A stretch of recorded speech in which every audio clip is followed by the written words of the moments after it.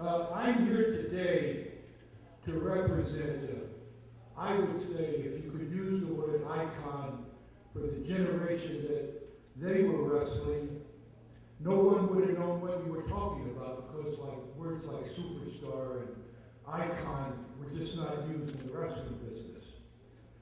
When I was a young kid, I used to go visit my uncle, and he's the one who introduced me to wrestling.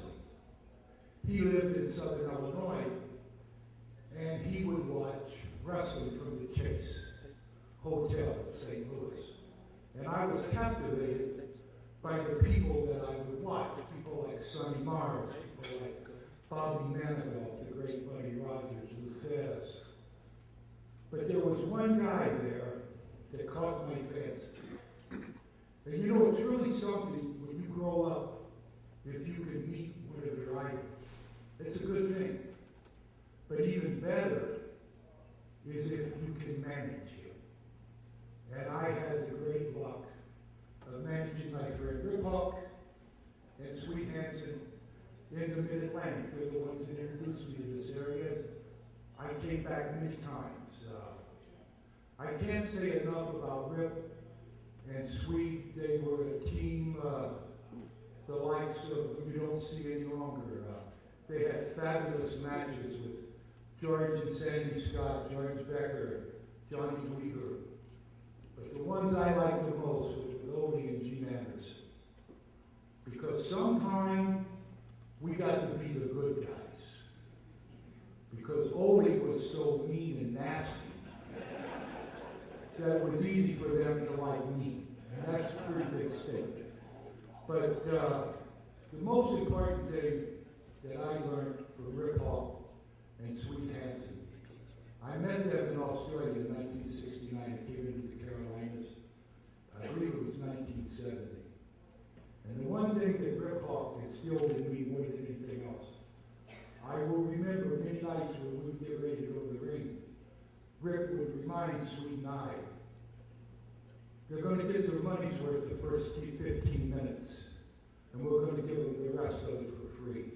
And they damn well did. There was never a team in wrestling, and I was fortunate to manage a lot of guys.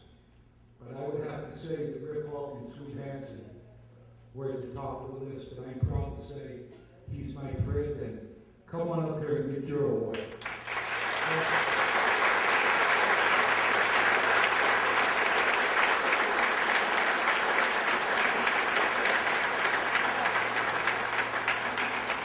Also, we have Swede Hanson's daughter and son, and a lot of you people probably didn't have a chance to get an opportunity to watch Rip Hawk and Swede Hanson, but Swede Hanson could hit the ring post so hard that it would actually move the ring.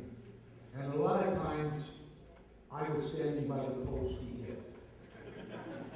And he said, you should be smart enough to get away when you see me coming, but I never was.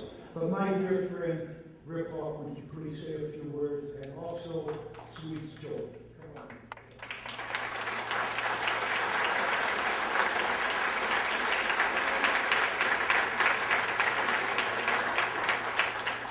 My father's really right now. A guy that cries at a Snow White silver divorce movie got expected already. Anyway, like my dad did, let Rick take over and do the talking. Thank you.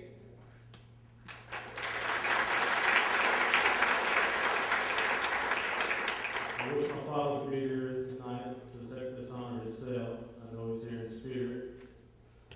He loved wrestling. It enriched his life. And I can't think of anything else that he would rather do. And I'm proud to be here to accept this for him. Thank you.